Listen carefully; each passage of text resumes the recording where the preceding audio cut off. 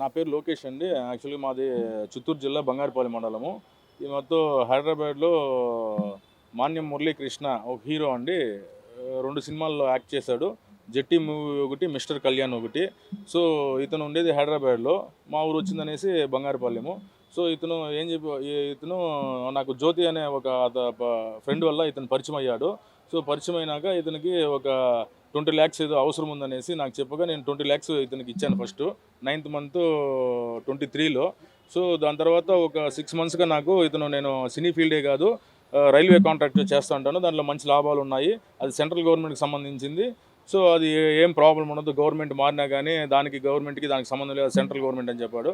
So, నేను light తీసుకొని గమ్మున్నా. మళ్ళీ పదే పదే దీని గురించి చెప్తా ఉంటే సరే ఒకరోజు డీప్‌గా ఎక్స్‌ప్లెయిన్ చేశాడు. మామూలు వైట్ పేపర్ తీసుకొని ఎక్స్‌ప్లెయిన్ చేశాడు. సో, అతను ఏం చెప్పాడంటే ఐఆర్‌సీటీసీ ఇండియన్ సదరన్ రైల్వేస్, ఇది హుబ్లీ స్టేషన్ ఇది.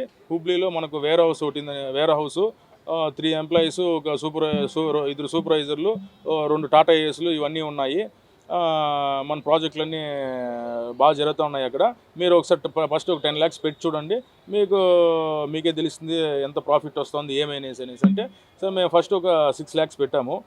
దాంట్లో ఒక ప్రాఫిట్ అయితే ఫస్ట్ వచ్చి 45 డేస్కి ఇస్తాడు ఫస్ట్ బిల్లు. సెకండ్ బిల్ నుంచి 30 డేస్కి ఇస్తాడు. సో, ఒక 2-3 మంత్స్ చూసిందనేసి మళ్ళీ ఒక 4 లాక్స్ పెట్టాము.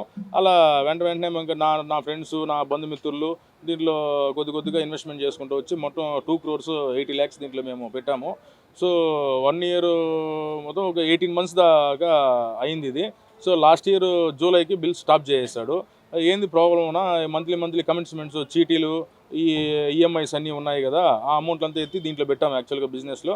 సో, అవన్నీ పే చేయాలి కదా, ఏంటి పరిస్థితి అంటే, సో హుబ్లీలో విజిలెన్స్ వాళ్ళు పట్టారు మంది కొంచెము. కొద్ది ప్రాబ్లం అయింది. అది ఒక 2 monthsలో క్లియర్ అయిపోతుంది. ప్రతి ఒక్క ప్రాజెక్ట్ మనమే చేస్తున్నాం కాబట్టి విజిలెన్స్ వాళ్ళు పట్టారు. సో, వాళ్ళది ఆడిటింగ్ జరుగుతుంది. మనకు 2 monthsలో క్లియర్ అయిపోతుందని చెప్పాడు. సెప్టెంబర్ క్లియర్ అయిపోతుంది అన్నాడు. మళ్ళీ అక్టోబర్ చెప్పాడు మళ్ళీ. సరే ఫైనల్ డిసెంబర్ చెప్పాడు మళ్ళీ. సరే డిసెంబర్లో అడిగితే మళ్ళీ ఫిబ్రవరి అని చెప్పాడు. మళ్ళీ ఫిబ్రవరిలో ఏదో ఈ ప్రాబ్లం ఈ మాత్రం ఉన్నది, వాళ్ళ పై అధికారులు పోతే ఇంకోటి ఒకటికి 2-3 ప్రాబ్లమ్స్ వస్తూ ఉంది. సో, ఇది మనకు ఫైనల్గా ఆడ లోకల్ పొలిటికల్తో అంతా మాట్లాడాము. సో, మనకు ఏప్రిల్కి మొత్తం క్లియర్ అయిపోతుంది. First week or second week మొత్తం క్లియర్ అయిపోతుంది. అంత లోపల మీ ఫ్రెండ్స్ సర్కిల్లో మీ పర్సనల్గా ఎవరన్నా ఒక ₹2 ఇంట్రెస్ట్, ₹3 ఇంట్రెస్ట్కి ఇస్తే వాడు తీసుకొని అంత లోపల ఈఎంఐస్ అవి ఇవి మొత్తం పే చేసుకుంటారండి. ఒకే తడం మొత్తం నేను క్లియర్ చేస్తాను అని చెప్పాడు. సో, మేము అలానే చేసాం. సర్లే ఇతను నమ్మాం కదా, వాళ్ళ దగ్గర వీళ్ళ దగ్గర అడ్జస్ట్మెంట్లు చేసుకుని వాటిని కట్టుకుంటా ఇది చేసుకుంటూ వచ్చాము. సో, మధ్యలో ఒకసారి మళ్ళీ నాఫిడ్ వర్క్ అనేసి ఇతను తీసుకొచ్చాడు. దాని గురించి ఎక్స్ప్లెయిన్ చేసుకుంటూ వచ్చాడు. సో, వాళ్ళకి మన దీంట్లో పెట్టేదానికి మా దగ్గర స్తోమత లేదు కాబట్టి మేము నాఫిడ్లో అయితే పెట్టలేదు. చాలామంది నాఫిడ్లో పెట్టి మళ్ళీ చాలామంది మోసపోయారు మళ్ళీ. అసలు మొత్తం తిరగా చూస్తే ఇతను రైల్వే కాంట్రాక్ట్ చేయలేదు. అసలు ఈ నాఫిడ్ వర్క్ కానీ అసలు ఏం చేయలేదు. మాకు చెప్పిందంతా టోటల్ రాంగ్. సో, ఇప్పుడు అడుగుతా ఉంటే మమ్మల్ని బెదిరిస్తున్నాడు, చంపేస్తాను, పొట్టేస్తాను అనేసి. ఇప్పుడు డబ్బులు తీసుకునేటప్పుడు ఏమో అంతా హ్యాపీగా ఉండి ఓ బ్రదర్ లాగా ట్రీట్ చేసి అన్నీ బాగుంది. సో, ఇప్పుడు ఏముందంటే ఇప్పుడు మొత్తం టోటల్ రివర్స్ మా మీదే మాట్లాడుతున్నాడు. మీరు బలింతంగా ఎత్తుకొచ్చి దీంట్లో పెట్టారు, మీరు చేసుకున్నారు, ఆ లాస్ అయింది నేనేం చేసేది. నేను విల్సన్ దగ్గర పెట్టాను, వాడు నన్ను మొత్తం మోసం చేశాడు, ఫోన్ స్విచ్ ఆఫ్ చేసుకొని పరారైపోయినా అంటున్నాడు.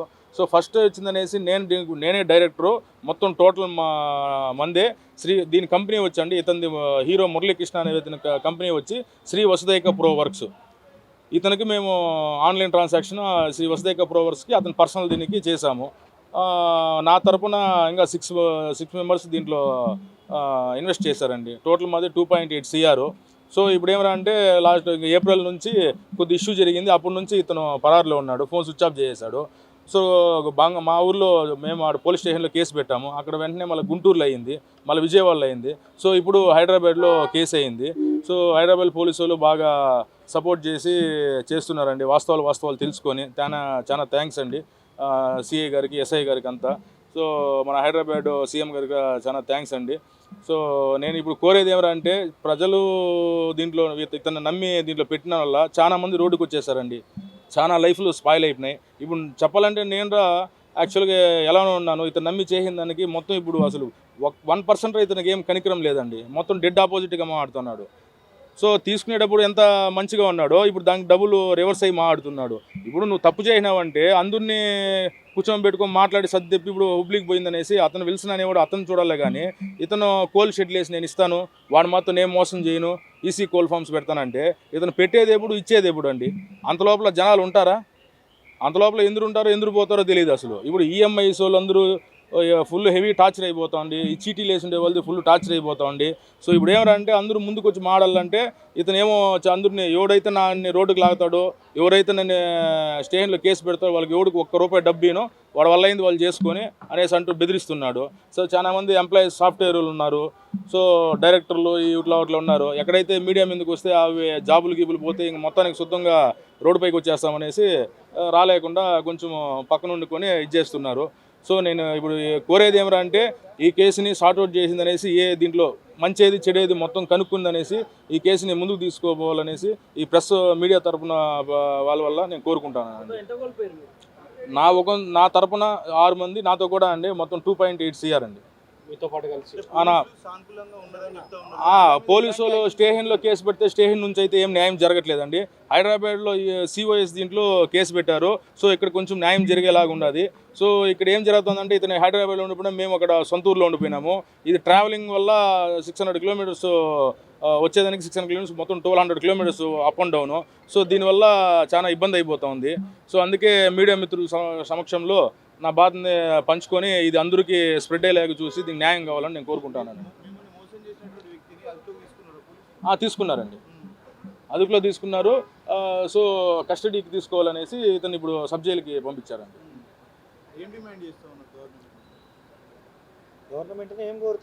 నేను గవర్నమెంట్ కోరేది ఏమందంటే ఇతన్ని స్టేషన్లో సిఐ తరఫున డిఎస్పీ గారిని కోరుకుంటానేదంటే ఇతన్ని అరెస్ట్ చేసిందనేసి, ఇతన్ని ప్రతి ఒక్క రూపాయి ఏం చేశాడో, ఇతను నిజంగానే మోసపోయాడా లేకపోతే ఇతనే స్కామ్ చేశాడా అనేది మాకు కావాలండి. మేము విచారించిన పట్ల ఇతనే స్కామ్ చేశాడు అనేసి మాకు తెలుస్తూ ఉండదు. అందుకే మేము ప్రెస్ ముందుకు ఈరోజు వచ్చామండి. ఇది చేయండి. ఆంధ్ర పోలీసు అంతే అండి. ఆంధ్ర పోలీసు ఏముందంటే స్టేషన్లో కేసు అసలు యాక్చువల్గా కేసే తీసుకోలేదండి. సో మాది బంగారుపంలో అయ్యింది, గుంటూరులో కానీ విజయవాడలో కానీ కేసు తీసుకోలేదు. మళ్ళీ వాళ్ళు పై అధికారుల నుంచి ప్రెజర్ చేస్తే కేసు తీసుకున్నారు. వాళ్ళు ఏమంటున్నారంటే ఇది మనీ సంబంధించింది కదా, మీరేమున్నా పై దీంట్లో పోయి చూసుకోవాలనే విధంగా చెప్తా ఉన్నారండి. నిందితుడు వెనకాలంటే ఇది కొందరు పేర్లు ఉన్నాయండి, అది నేను చెప్పదలుచుకోలేదు. సో వాళ్ళు హెల్ప్ చేస్తున్నారు, ఊరికే వాళ్ళ పేర్లు చెప్పి మళ్ళీ స్ప్రెడ్ అయ్యి ఊరికే వాళ్ళ లైఫ్స్ ఎందుకు ఇదైంది. లేదు రాజకీయ నాయకులంతా ఎవరు లేదండి. ఇతను వచ్చిందనేసి హీరో మురళీకృష్ణ, వీళ్ళ తమ్ముడు మహేష్, విల్సను, వాళ్ళ సిస్టర్ అండి, వీళ్ళు నలుగురు అండి. ఈ కంపెనీకి వచ్చిందనేసి డైరెక్టర్స్ హీరో కృష్ణ గారు అండ్ వాళ్ళ అక్క విజయలక్ష్మి. మురళీకృష్ణ అని, ఎంబీ మురళీకృష్ణ అని మామూలుగా సినిమాల్లో తిరిగేవాడు అండి, సినిమాల్లో చేసేవాడు హీరోగా అంటే ఒక 2 సినిమాలు తీసాడు, ఒక మాదిరిగా సినిమాలు. ఆ తర్వాత అసిస్టెంట్ డైరెక్టర్లు ఇట్లాంటి వాళ్ళ ద్వారా పరిచయాలు పెంచుకుని, అందరితో పరిచయాలు పెంచుకుని వాళ్ళ ఫ్రెండ్స్ వాళ్ళ సర్కిల్లోకి చేరి నేను ఒకరోజు రేంజ్ రోవర్ డైరెక్ట్గా రేంజ్ రోవర్ కార్ వేసుకొచ్చాడు. రేంజ్ రోవర్ కార్ వేసుకొచ్చి నేను ఇట్లా హూబ్లీలో రైల్వే కాంట్రాక్ట్లు చేస్తున్నాను, నాకు అక్కడ గోడౌన్లు ఉన్నాయి, అవి ఉన్నాయి అని అందరినీ నమ్మించాడు. ముందు చిన్న చితకగా 10 లక్షలు 20 లక్షలు అట్లా తీసుకున్నాడు అందరి దగ్గర. వాళ్ళందరికీ తిరిగి మళ్ళీ వాళ్ళ డబ్బులే వాళ్ళకి ఇచ్చినట్టు ఇచ్చేవాడు. ఆ తర్వాత ఇక కొంతమంది పెద్ద వాళ్ళు నాకు తెలిసి ఒక పెద్ద రైటర్ని కూడా అడిగాడు. ఆ రైటర్ పెట్టలేదు. ఎందుకు కొద్దిగా ఆ రైటర్ కూడా ఆర్థిక కారణాల వల్ల, ఇబ్బందుల వల్ల ప్రస్తుతం పెట్టే పరిస్థితులు పెట్టలేదు. లేకపోతే అతను వచ్చుంటే ఇంకా చాలా పెద్దగా ఉండేది. ఇక అందరు అతని టార్గెట్ అలా కేవలం సాలరీడ్ ఎంప్లాయీలు, మధ్యతరగతి వాళ్ళు, చిన్న వ్యాపారస్తులు ఇట్లాంటి వాళ్ళని టార్గెట్ చేసి, వాళ్ళు ఎవరైతే సిబిల్ స్కోర్లు ఇవన్నీ బాగున్నాయో వాళ్ళని టార్గెట్ చేసి, అట్లాగే వాళ్ళ వైఫ్లు ఎంప్లాయీలు అయితే వాళ్ళ వైఫ్లు కూడా అలాగే హౌస్ వైఫ్లు అయితే వాళ్ళ పేరు మీద సొంతంగా మళ్ళీ శాలరీలు క్రియేట్ చేసి టీడీఎస్లు కట్టించి అవి కట్టించి వాళ్ళ ద్వారా కూడా లోన్లు దిగిచ్చి అన్ని దిగిచ్చి చేసాడు. అన్ని చేసి ఒక సంవత్సరంన్నర ఇచ్చినట్టున్నాడు. నేనైతే జనవరిలో చేరాను, 25 జనవరిలో చేరాను. నాకు ఒక 4-5 నెలలు ఇచ్చాడు నాకు. తర్వాత అందరికీ జూలై 25 నుంచి 2025 జూలైలో ఆపేశాడు. ఏమో కారణం ఏంటంటే నాకు అక్కడ ఇన్స్పెక్షన్ జరిగింది, విజిలెన్స్ ఆడిట్ జరిగింది. ఈ కొన్ని సంవత్సరాలకు ఒకసారి జరుగుతాయి, ఎప్పుడు జరగవు, ఆగిపోయినాయి. మన డబ్బులు డిసెంబర్ ఈ త్రైమాసికం ఈ క్వార్టర్కి కానీ లేదా ఫైనాన్షియల్ ఎండింగ్ కానీ వస్తాయి మన డబ్బులు, మీ డబ్బులు ఎక్కడికి పోవు, ఇది నేను చచ్చిపోయేదాకా ఉంటుంది ఈ వ్యాపారం, ఎవరు కంగారు పడకండి, కాకపోతే ఇక 4 నెలలు కష్టం ఉంటుంది, తర్వాత ఇది 10 ఏళ్ళు జరుగుతుంది వ్యాపారం, అప్పుడు అందరికీ నేను 100% లాభాలు ఇచ్చేస్తాను, లాస్ అయిన ద్వారా అది ఇది చెప్పి ఏప్రిల్ దాకా లాక్కొచ్చాడు. ఆ ఏప్రిల్ దాకా లాక్కొస్తే అందరూ ఏంటంటే ఇప్పుడు అందరూ ఎవరైనా లోన్లు అంటే పర్సనల్ లోన్లు ఒక్కొక్కరికి 2.5-3 లక్షలు పర్సనల్ లోన్లు ఉన్నాయి. నా ఒక్కడికే 10 లక్షలు చీటీలు కడుతున్నాను నేను నెలకి, అప్పులు నెలకు 10 లక్షలు కట్టాల్సి వస్తాను. ఆ తర్వాత అందరూ వచ్చేసరికి ఏప్రిల్లో ఇస్తాను అన్నాడు. ఫిబ్రవరిలో అందరం వెళ్ళాం ఇంటికి. నేను వ్యాపారం చేయట్లేదు, నాకు అక్కడ విల్సన్ ఏదో పేరు విల్సన్ దళపతి, అతని ద్వారా నేను హుబ్లీలో అతని ద్వారా చేశాను వ్యాపారం, అతను ఆఫీస్లో కనపడతలేదు, నాకు డిసెంబర్లో డబ్బులు ఇస్తాను, అతను వెళ్ళిపోయాడు, నేను సబ్ కాంట్రాక్టర్లు చేశాను అన్నాడు. మరి సబ్ కాంట్రాక్టర్లు చేస్తే నువ్వు ఇన్వెస్ట్మెంట్ మాకు ఇంత మీ పేరు మీద ఎందుకు తీసుకున్నావు, సబ్ కాంట్రాక్టర్కి ముందెందుకు చెప్పలేదు అని అడిగితే మాట్లాడతలేదు. మరి నువ్వు ఆ రైల్వే కాంట్రాక్ట్లో పెట్టిన వివరాలు ఇవ్వు అన్నాను, అది కూడా చూపించలేదు.